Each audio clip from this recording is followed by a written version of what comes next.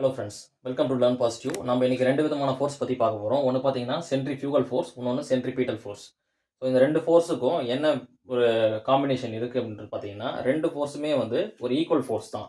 So centrifugal ஃபோர்ஸ்ன்றது பார்த்தீங்கன்னா, so inner போர்ஷன்லேருந்து start ஆகி நம்மளுக்கு அவுட்டர் போர்ஷனுக்கு வரும். ஸோ இன்னர் போர்ஷன்லேருந்து ஸ்டார்ட் ஆகி அவுட்டர் போர்ஷன் உள்ளேருந்து வெளியே வரும். ஓகேங்களா? ஸோ அது மாதிரி வந்தால் அது சென்ட்ரிஃபியூகல் ஃபோர்ஸு.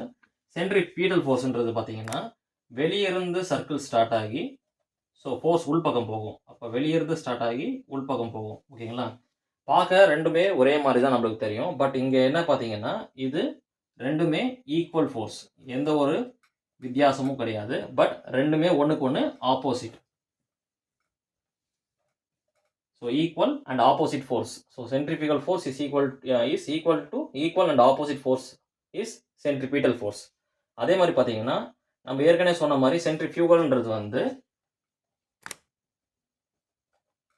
directed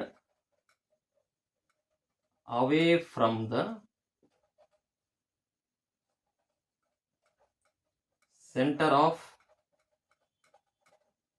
curvature. இதே பார்த்தீங்கன்னா சென்ட்ரிபீட்டல் ஃபோர்ஸ்ன்றது வந்து directed towards the center of curvature. இதுதான் இது ரெண்டுத்துக்கு வித்தியாசம். ஸோ இது away from the center of curvature, இது towards the center of curvature. Thank you.